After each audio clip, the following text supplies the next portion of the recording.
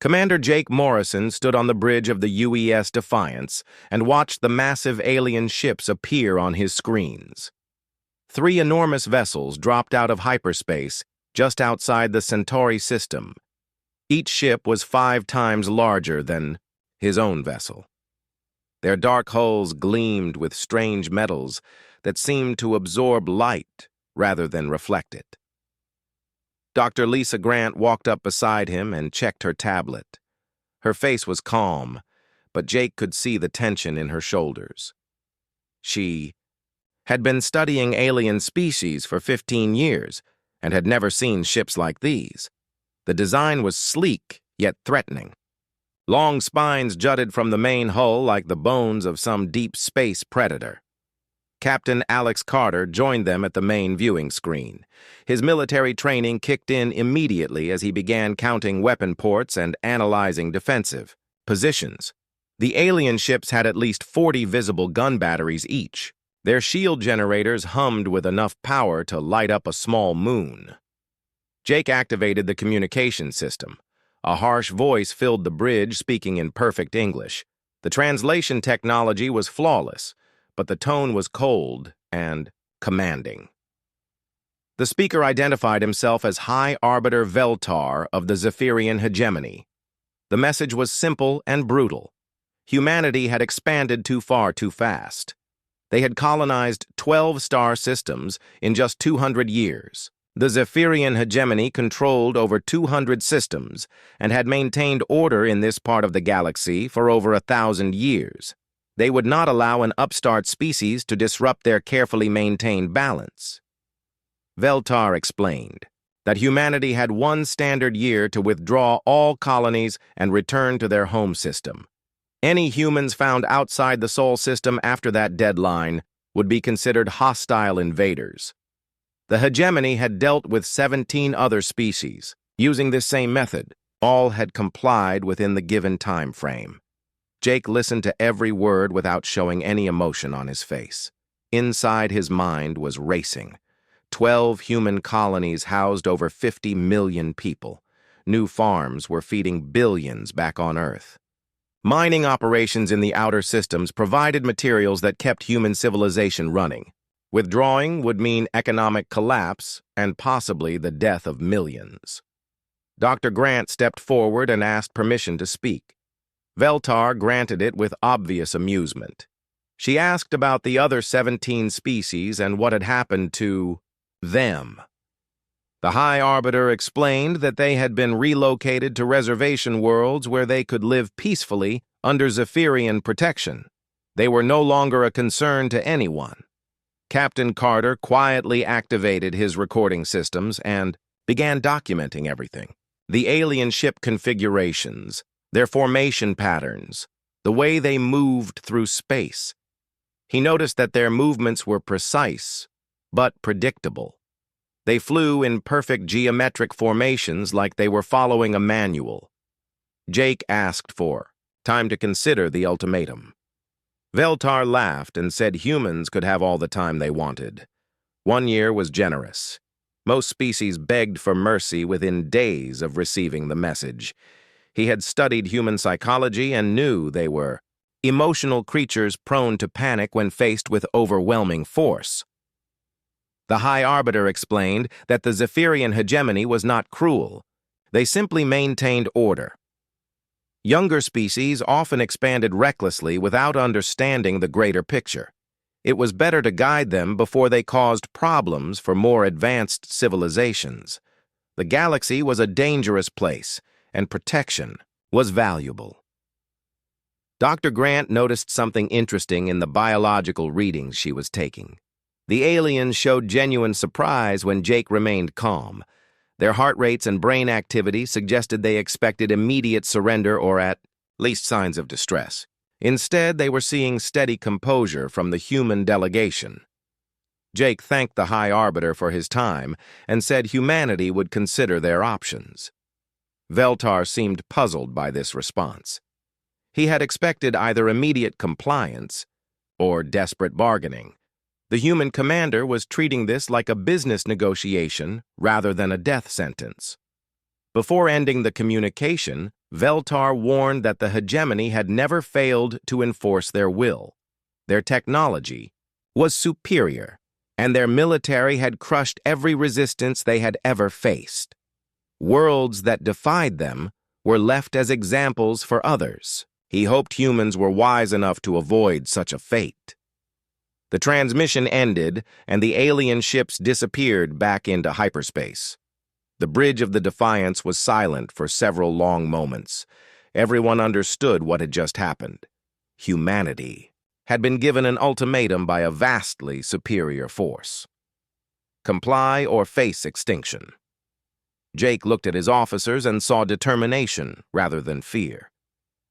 Captain Carter was already analyzing the tactical data.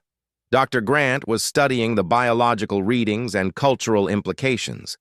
These people represented the best of humanity, and they were not ready to give up without a fight. The journey back to Earth would take 6 days. Jake used that time to compile a complete report for the Colonial Council. Every detail of the encounter was documented. Every word spoken was analyzed. Every piece of data about Zephyrian technology was studied. When the Defiance arrived at Earth, Jake knew that humanity faced its greatest challenge. But he also knew that humans had survived ice ages, plagues, wars, and countless other disasters. They had always found a way to adapt and overcome. This would be no different. The Zephyrians had made one critical mistake. They assumed humans would react like every other species they had encountered. They expected fear and submission. Instead, they had awakened something far more dangerous. They had threatened everything humans had built and everyone they loved. Now they would learn what happened when you pushed humanity to the edge. President Maria Santos stood before the Emergency Colonial Council in the underground bunker beneath Geneva. The room held representatives from every human colony and military district. Their faces showed the same mix of anger and determination that Maria felt burning in her chest. Jake Morrison had delivered his report 3 days ago, and the implications were clear. Admiral Ben Rodriguez spread tactical displays across the main table. The Zephyrian ships were massive and heavily armed, but they moved in predictable patterns. Their formations suggested they relied on overwhelming force rather than tactical flexibility. Ben had fought pirates and raiders for 20 years. He knew that every enemy had weaknesses.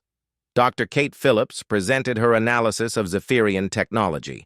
Their ships used fusion reactors that were powerful but required specific fuel mixtures.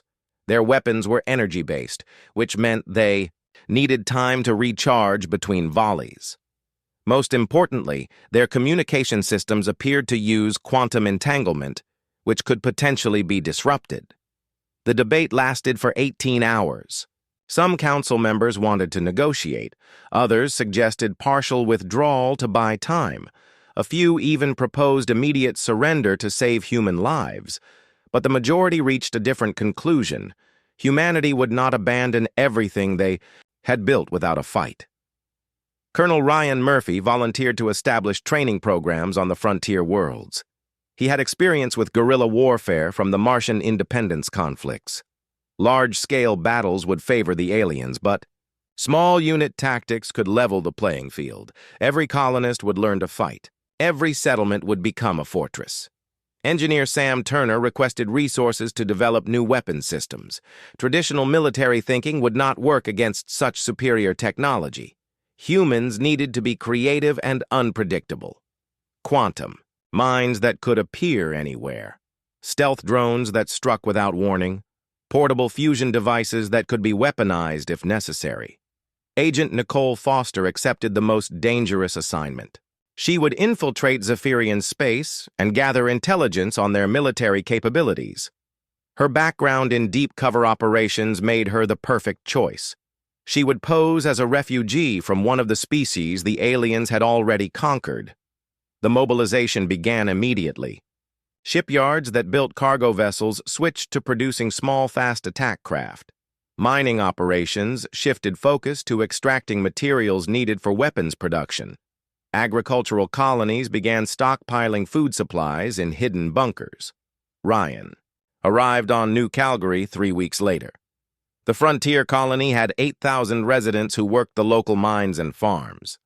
Within days, he had organized them into defensive units. Farmers learned to use mining explosives as weapons. Mechanics studied the weak points of alien technology. Even children practiced hiding in underground shelters. The colonists responded, better than Ryan had hoped. They understood what was at stake. These people had left Earth to build new lives among the stars. They would not surrender those dreams without a fight. Men and women who had never held weapons became soldiers overnight. Sam Turner worked around the clock in his laboratory on Titan. His team developed innovations that would have been impossible under normal circumstances. Desperation drove creativity to new heights. Quantum mines that existed in multiple dimensions simultaneously. Camouflage systems that bent light around entire ships. Fusion charges small enough to hide in cargo containers. The key breakthrough came when Sam realized that human technology was actually more flexible than alien systems. The Zephyrians had perfected their designs over centuries, but that perfection made them predictable. Human engineers could adapt and modify their equipment in ways aliens would never expect. Nicole Foster spent months learning to impersonate a Carathian refugee. The four-armed aliens were one of the species the hegemony had conquered. She studied their language, culture, and biology until she could pass for one of their survivors. The disguise would not survive close inspection, but it might get her inside. Their territory. Her infiltration mission launched from a hidden base in the asteroid belt. Nicole traveled alone in a modified cargo ship designed to look like Carathian salvage. The journey to Zephyrian space took 6 weeks. Every day brought the risk of discovery and certain death. Dr. Kate Phillips coordinated research efforts across human space. Scientists who had spent years studying peaceful applications of technology suddenly focused on weapons development. Biologists designed viruses that could attack alien computer systems. Physicists created new types of explosives. Chemists developed compounds that could eat through alien hull materials. The most important discovery came from studying the quantum communication systems. Kate realized that the aliens used a centralized network that connected all their ships and bases. If humans could access that network, they could potentially disrupt enemy coordination across multiple star systems. Meanwhile, Admiral Rodriguez restructured the entire human fleet. Large battleships were broken down and their components used to build hundreds of smaller vessels.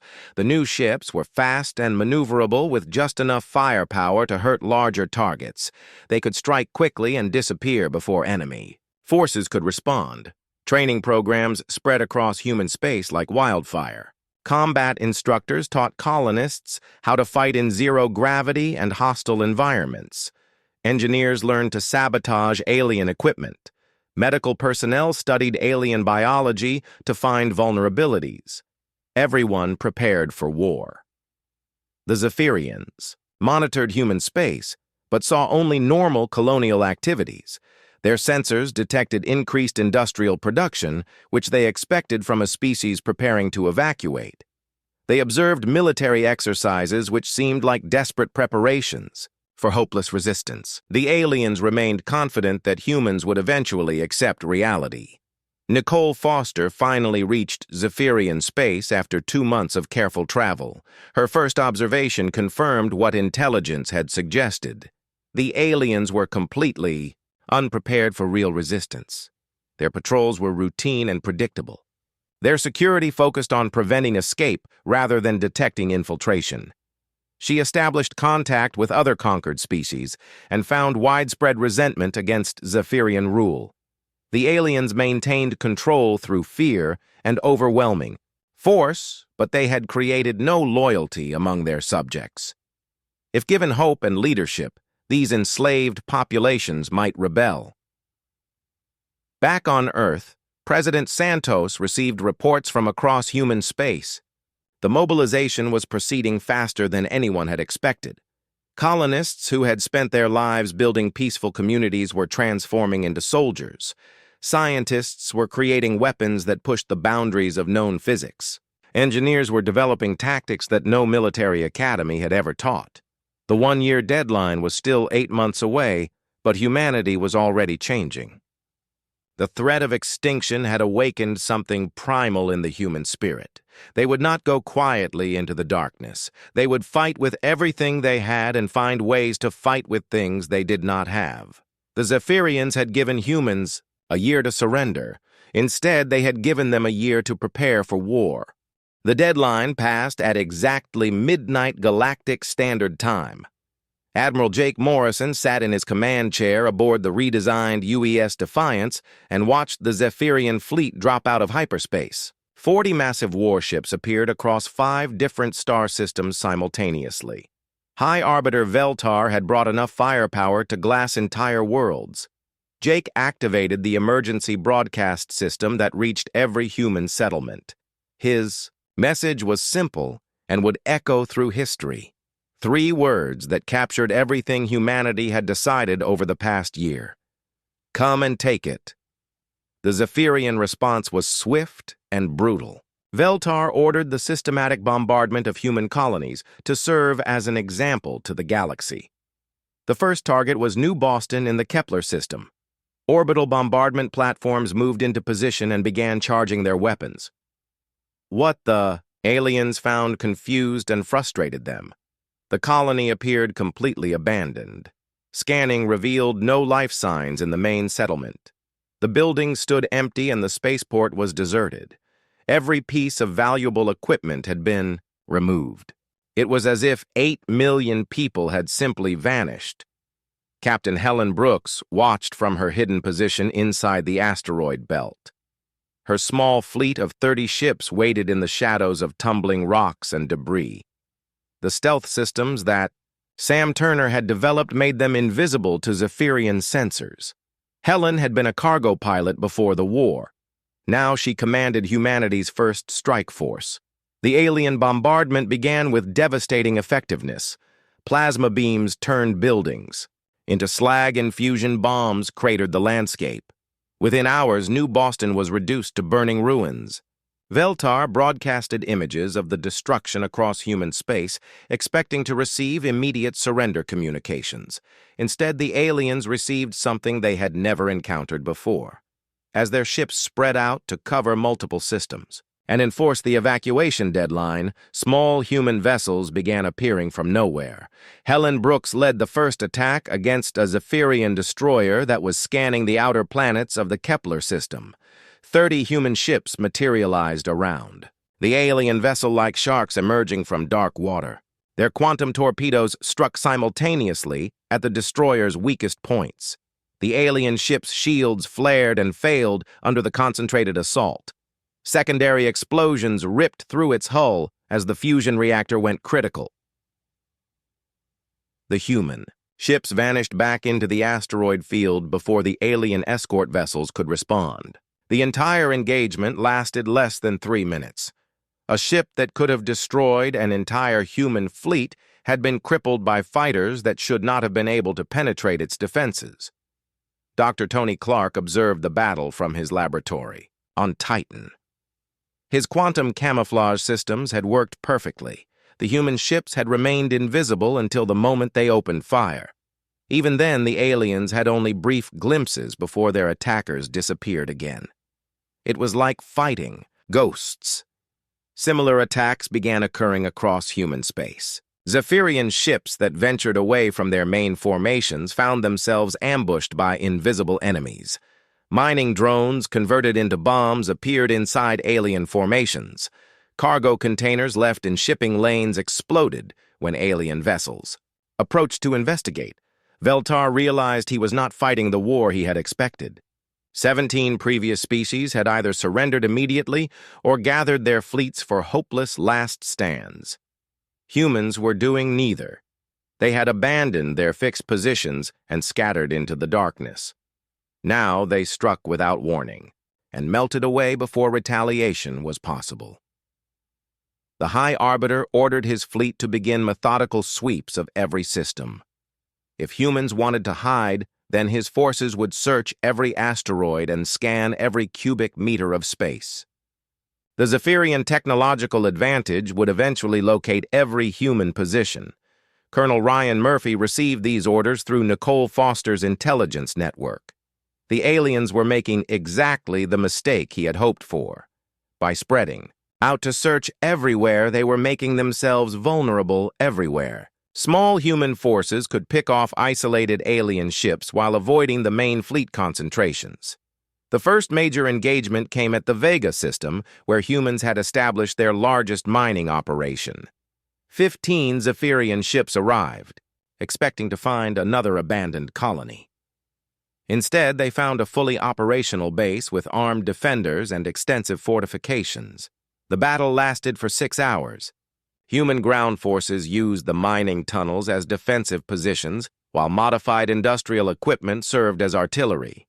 The aliens had superior firepower, but they were fighting an enemy that used the environment itself as a weapon.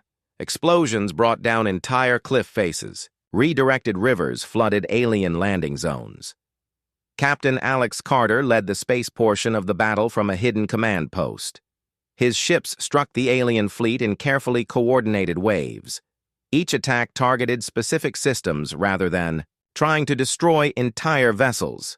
Disabled ships became hazards that forced the aliens to divide their attention between fighting and rescue operations. The Zephyrians eventually withdrew from Vega, but they had lost 4 ships and taken heavy damage to 6 others. Human casualties were lighter than expected because the defenders used mobility and terrain to their advantage.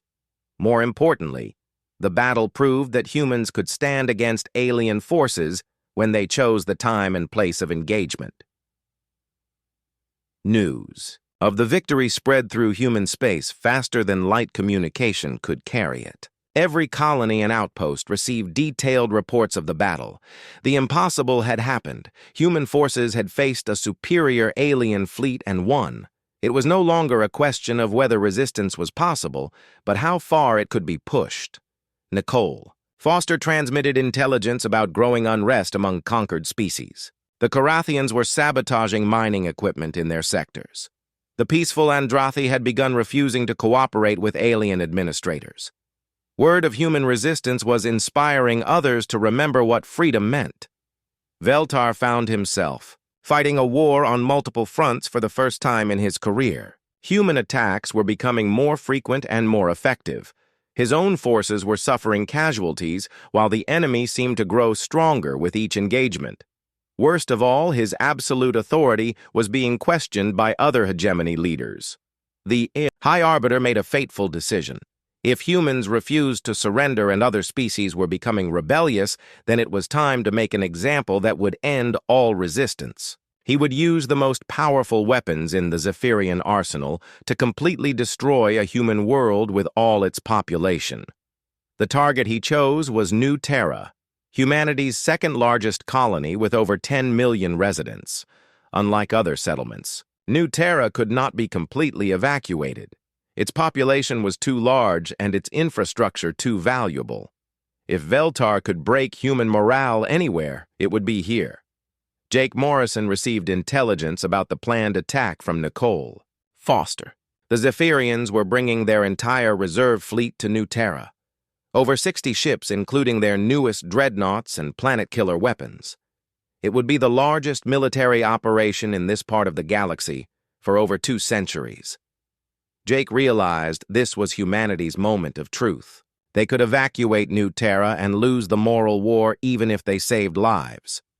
Or they could make their stand and prove that humans would defend their homes no matter the cost. The choice would define what humanity meant for generations to come.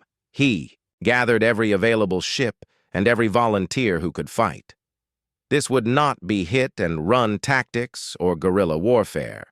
This would be the kind of battle that decided the fate of civilizations. Humans would face the full might of the Zephyrian hegemony and prove they deserved their place among the stars.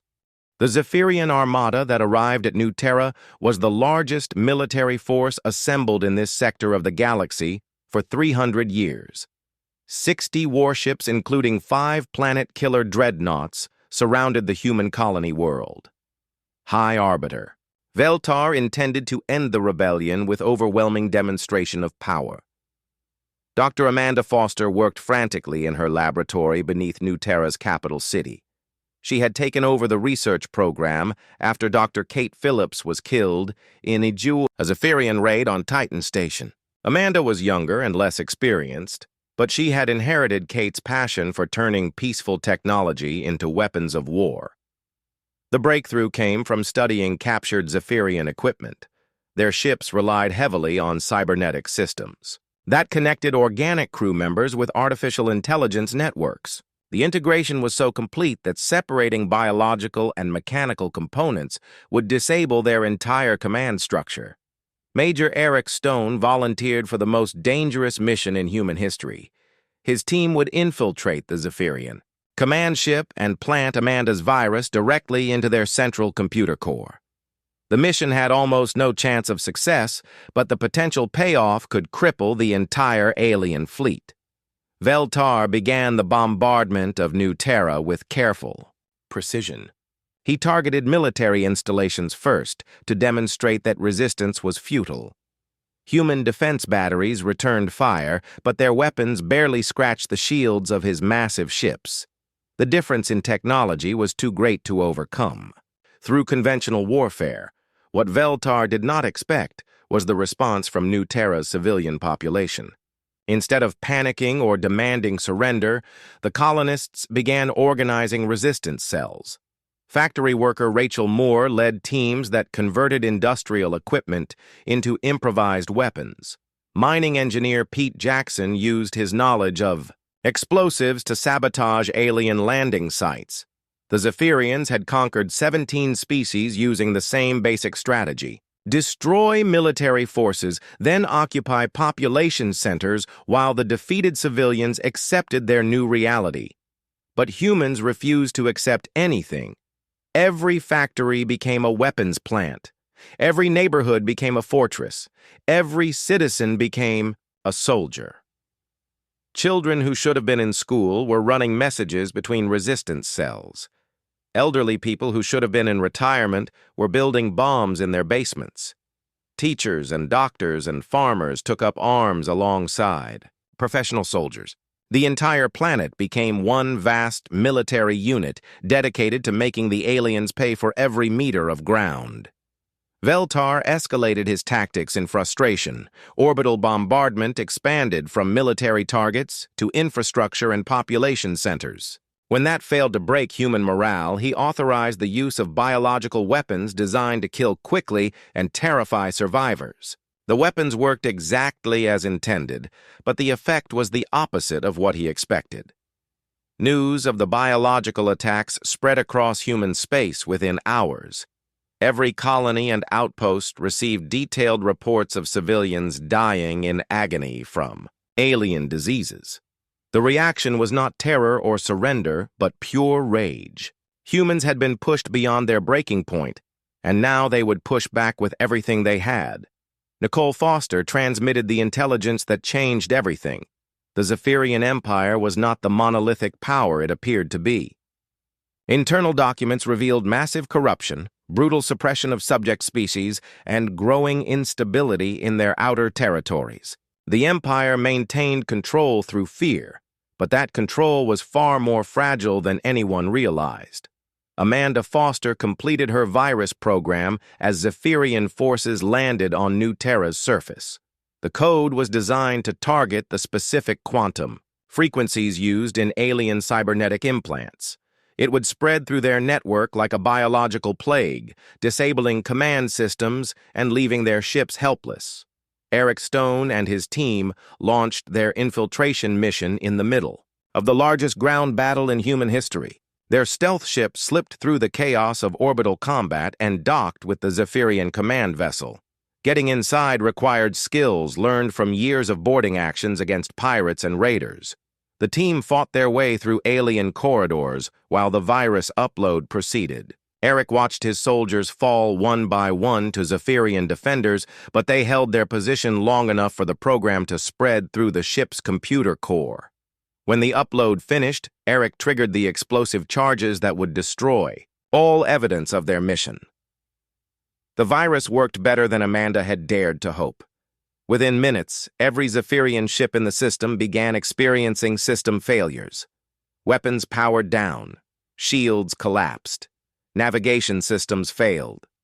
The mighty alien fleet found itself helpless in the middle of a battle zone. Human forces pressed their advantage immediately. Ships that had been hiding in the asteroid belt emerged to attack the disabled alien vessels. Ground forces launched counterattacks against Zephyrian landing sites. The tide of battle turned so quickly that many alien commanders never understood what had happened. But Eric Stone and his team paid the ultimate price for their success. The command ship's destruction killed them all along with most of the alien crew. Their sacrifice became a rallying cry that spread across human space faster than any official communication. Heroes had died to give humanity a chance at freedom. The Battle of New Terra ended with the complete destruction or capture of the Zephyrian fleet. For the first time in their history, the hegemony had suffered a major military defeat. More importantly, the victory proved that their technology was not invincible and their empire was not eternal. Veltar escaped in one of the few ships that remained operational, but his authority was broken. The other hegemony leaders questioned his competence and demanded explanations for the disaster. The carefully maintained image of Zephyrian invincibility had been shattered by a species they had dismissed as primitive. The virus continued spreading through Zephyrian space as infected. Ships returned to their bases. Each contaminated vessel carried the program deeper into the alien network. Their integrated computer systems became a vulnerability that turned their greatest strength against them. News of the human victory reached other conquered species through underground networks that Nicole Foster had helped establish. The Korathian mining guilds began open revolt. The Andrathi launched their first military strikes in over a millennium. The hegemony found itself facing rebellions on dozens of worlds simultaneously. Amanda Foster became the most wanted person in Zephyrian space as alien scientists tried desperately to understand and counter her virus. But the program had been designed by someone who understood human creativity and adaptability. Every time the aliens developed a countermeasure, the virus evolved and found new ways to spread. The war that Veltar had expected to end in weeks with human surrender had become a galaxy-spanning conflict that threatened the very foundation of Zephyrian power. Other alien species began to believe that freedom was possible and that the hegemony could be defeated. Jake Morrison found himself commanding not just human forces, but a growing coalition of rebels from across known space. The battle for New Terra had become the first victory in what historians would later call the War of Liberation. Humanity had refused to accept defeat, and in doing so had inspired others to fight for their own freedom. The Zephyrians still had superior numbers and technology, but they had lost something far more important. They had lost the fear that kept their empire together. Subject species no longer believed that resistance was futile. They had seen humans face impossible odds and win through courage and determination. The galaxy would never be the same. The age of Zephyrian dominance was ending, and a new era of freedom was beginning. It had started with one small species that refused to surrender and would end with the liberation of hundreds of worlds across the stars. The rebellion spread across the galaxy like wildfire jumping between stars.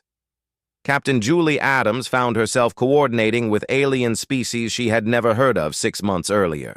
Her communications center on asteroid base Gamma 7 had become the unofficial headquarters of what historians would later call the Liberation Alliance. The Korathian mining guilds were the first to join the human resistance. Their four-armed bodies and natural strength made them excellent soldiers, while their engineering skills proved invaluable for sabotage operations. Guild leader Thakmor had lost 3 sons to Zephyrian oppression and welcomed the chance to strike. Back at his people's conquerors, General Chris Evans commanded the largest human military operation since the species had left Earth. Operation Starburst involved coordinated attacks on Zephyrian supply lines across 15 star systems simultaneously. The goal was not to destroy the alien fleet, but to disrupt their ability to maintain control over rebellious populations. The peaceful Andrathi provided the most unexpected support. For over 800 years, they had refused to use violence, even in self-defense. Their philosophy of complete pacifism had made them model subjects under Zephyrian rule. But watching human civilians die defending their homes had awakened something in the gentle alien species. Andrathi biotechnology was centuries ahead of anything humans had developed. Their living ships could repair themselves and adapt to different environments. When they finally decided to fight, their weapons proved devastatingly effective. Organic missiles that hunted their targets, hull-eating bacteria that consumed enemy vessels, defensive systems that turned attacking forces against each other. Engineer Rob Taylor worked with alien technicians to establish manufacturing centers on liberated worlds. Each species contributed their unique abilities to the war effort: Korathian strength and engineering, Andrathi biotechnology, human creativity and adaptability. The combination created innovations that none of them could have achieved alone. The Zephyrian response was predictably brutal. High Arbiter Veltar ordered the complete destruction of any world that showed signs of rebellion. Planet-killer weapons reduced 3 inhabited systems to radioactive debris. Billions of aliens died, as examples to others who might consider resistance. The massacres had the opposite effect from what Veltar intended. Instead of terrorizing potential rebels into submission, they convinced every species in the galaxy that the hegemony had to be destroyed. There could be no negotiation with an enemy that would commit genocide to maintain power. The war became a struggle for the very survival of galactic civilization. Nicole Foster emerged from deep cover to coordinate intelligence operations across multiple star systems. Her network of contacts among conquered species provided detailed information about Zephyrian military movements. More importantly, she helped establish communication links between rebel groups that had never known each other existed. The turning point came at the Battle of Karathia Prime. The Zephyrians brought their newest dreadnought to destroy the homeworld of the rebellious mining guilds. The massive ship was equipped with experimental weapons that could crack a planet's crust and boil away its atmosphere. Its arrival should have ended the Karathian resistance permanently. Instead, the aliens found themselves facing the first truly integrated force of the Liberation Alliance. Human stealth ships disabled the dreadnought's sensors. Karathian engineers sabotaged its power systems from the inside. Andrathi bioweapons infected its organic components. The supposedly invincible vessel was destroyed by enemies working together, in ways the hegemony had never encountered. The victory at Karathia Prime proved that the Alliance was more than just desperate species fighting hopeless battles. They had become a unified military force capable of defeating the best the Zephyrians could deploy. News of the battle spread through the underground networks faster than official military communications. Dr. Amanda Foster continued developing new versions of her computer virus from hidden laboratories on liberated worlds. Each variant was specifically designed to target different aspects of Zephyrian technology. Their integrated systems that had once been a strength became vulnerabilities that could be exploited by enemies who understood adaptability. The hegemony's rigid command structure began breaking down under the pressure of fighting multiple rebellions simultaneously. Local commanders made desperate decisions without authorization from higher authority. Resources were wasted on pointless operations, while critical positions went undefended. The carefully maintained order that had ruled the galaxy for centuries was collapsing. General Evans launched the most ambitious operation of the war when his forces struck directly at Zephyrian manufacturing centers. Operation Sledgehammer involved simultaneous attacks on 12 industrial worlds that produced the alien fleet's most advanced weapons. The raids were designed to cripple their ability to replace losses and develop new technologies. Each target required different tactics adapted to local conditions. Human special forces infiltrated heavily defended factory worlds. Carathian miners used their knowledge of underground systems to plant explosives in critical locations. Andrathi biological weapons contaminated production facilities in ways that would take months to clean up. The success of Operation Sledgehammer forced the Zephyrians to make a critical strategic error. They began pulling ships away from conquered territories to defend their core worlds. This created power vacuums that allowed local rebellions to seize control of entire star systems. The hegemony was losing the ability to maintain order anywhere in their empire. Captain Julie Adams found herself commanding not just communication networks, but actual military operations as more species joined the alliance. The Dilithian crystal miners contributed their expertise in energy weapons. The aquatic Nereid provided knowledge of underwater warfare. Even species that had been conquered for centuries began remembering how to fight. Rob Taylor's manufacturing network became crucial as the war expanded beyond anyone's expectations. Factories on liberated worlds produced weapons and equipment for dozens of different species. The standardization that had made Zephyrian forces so effective was matched by alliance adaptability that allowed rapid innovation and deployment of new technologies. The psychological impact of the rebellion reached even species that had not yet joined the fighting. Merchants refused to trade with Zephyrian worlds. Civilian populations engaged in passive resistance that disrupted alien administration. The very concept of inevitable hegemony rule was crumbling as more beings realized that freedom was possible. Veltar made increasingly desperate attempts to restore order through terrorism and mass destruction. Civilian populations were targeted specifically to break rebel morale. Entire species faced extinction for supporting the alliance, but each atrocity only strengthened the resolve of those fighting for liberation. The war had evolved far beyond the simple conflict that began when humans refused to surrender their colonies. It had become a galaxy-wide struggle between freedom and oppression that would determine the future of interstellar civilization. The Zephyrian hegemony that had ruled through fear and overwhelming force was discovering that some things were worth dying for. Amanda Foster realized that her virus had done more than disable enemy ships. It had infected the very concept of Zephyrian superiority. Species across the galaxy no longer believed that the aliens were invincible.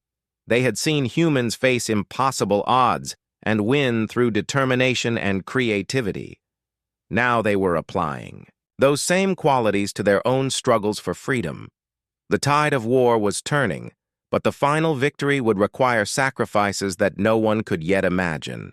The hegemony still controlled the most advanced technology and the largest military forces in known space, but they were fighting an enemy that grew stronger with each passing day and refused to accept anything less than complete liberation.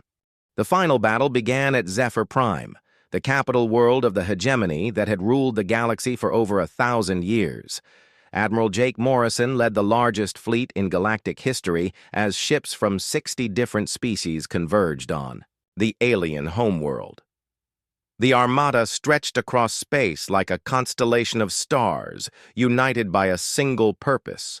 High Arbiter Veltar watched the approaching forces from his command center deep beneath the planet's surface. His empire was crumbling around him, but he still commanded the most powerful defenses ever constructed. Orbital battle stations surrounded Zephyr Prime like artificial moons. Each station carried enough firepower to destroy an entire fleet. Dr. Amanda Foster transmitted her final virus variant from the human flagship. This version was designed specifically to target the quantum foundations of Zephyrian technology. It would spread through their integrated networks and cause cascading failures across every system they controlled.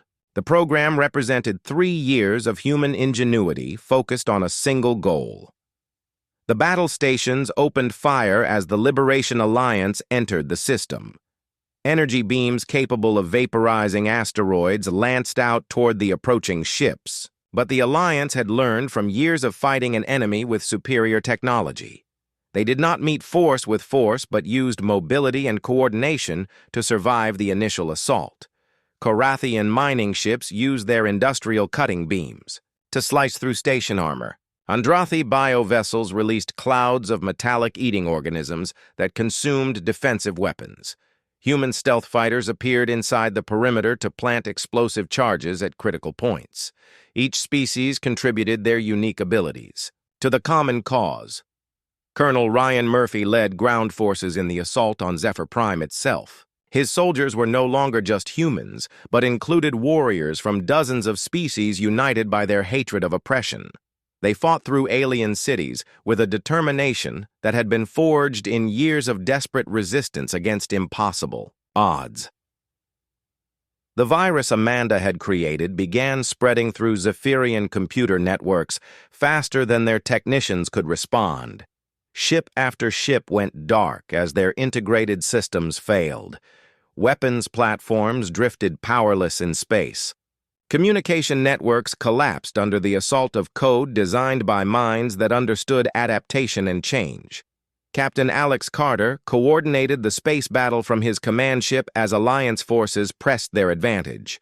The rigid formations that had made Zephyrian fleets so effective became vulnerabilities when their command systems failed. Ships that had terrorized the galaxy for centuries became helpless targets for enemies they had once dismissed. Dr. Kate Phillips would have been proud to see her research succeed on such a scale. The quantum communication networks that connected the hegemony became the very means of their destruction. Every connection carried the virus deeper into their infrastructure. Every system that tried to compensate for failures only spread the infection further.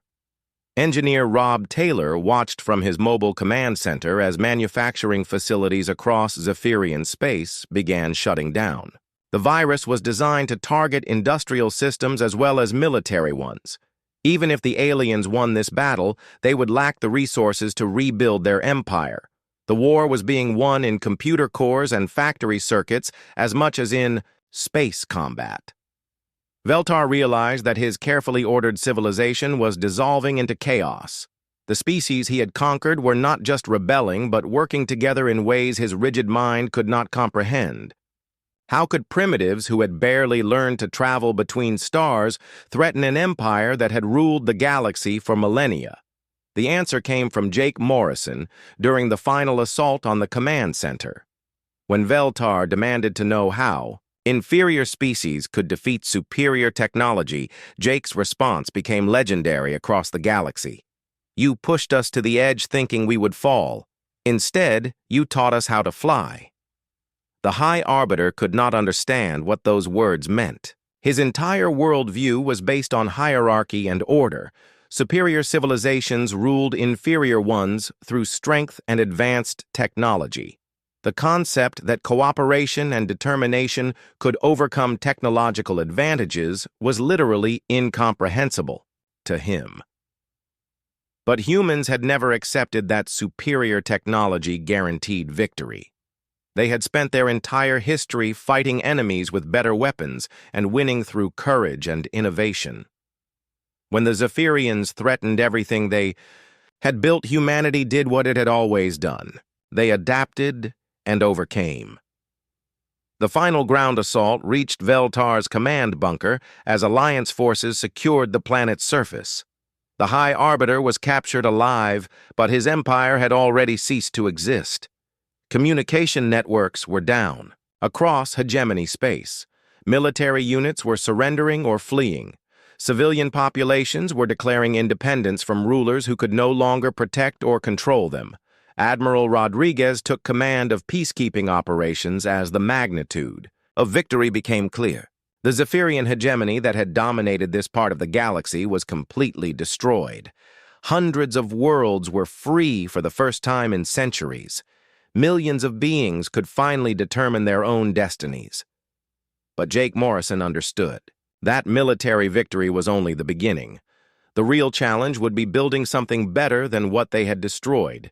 The galaxy needed new institutions based on cooperation rather than domination. It needed laws that protected the weak rather than serving the strong.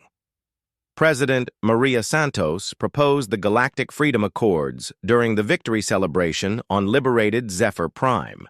The new treaty would guarantee the rights of all sentient species and prevent any one civilization from dominating others. It would be enforced not by superior technology, but by the united determination of free beings everywhere. Captain Julie Adams coordinated the establishment of the new Galactic Communication Network. Instead of the rigid hierarchy that had connected, Zephyrian forces the new system allowed direct communication between any species that chose to participate. Information and ideas would flow freely rather than being controlled by a central authority. Nicole Foster emerged from years of dangerous undercover work to help establish intelligence-sharing agreements between former enemies. The trust that had developed during the rebellion became the foundation for lasting peace. Species that had fought together against oppression would work together to prevent its return. The trials of captured Zephyrian leaders revealed the full scope of their crimes against galactic civilization, but humans insisted that justice be tempered with mercy. Even enemies deserved the chance to earn redemption through service to the communities they had harmed. The goal was healing rather than revenge. Amanda Foster continued developing new technologies, but now her work focused on peaceful applications. The same creativity that had produced weapons to defeat the hegemony could create tools to build a better future. Science would serve life rather than death and discovery rather than destruction.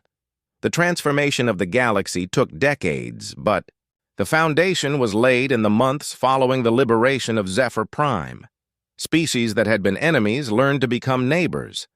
Worlds that had known only oppression began experiencing freedom. The age of empires built on conquest was ending. Humanity found itself in a unique position after the war. They had led the alliance that freed the galaxy, but they had no desire to replace the Zephyrians as galactic rulers. Their strength had always been adaptation and cooperation, rather than domination. They would help maintain the peace, but never impose their will on others. The memorial to those who died fighting for freedom was built on the site of Veltar's former command center. Names from dozens of species were inscribed in crystal that would last for millennia. Eric Stone and his team were honored alongside Carathian miners and Andrathi pacifists who had died for the same cause. Jake Morrison retired from military service to become the first director of galactic peacekeeping. His job was not to rule, but to coordinate responses to threats against freedom wherever they might arise. The galaxy had learned that liberty required constant vigilance from those who understood its value. The final lesson of the Liberation War was carved above the entrance to the new Galactic Council chambers. It was taken from Jake Morrison's response to Veltar during their first encounter. When someone pushes you to the edge, you have two choices. You can fall or you can learn to fly. Humanity had chosen to fly and had taught the galaxy to soar.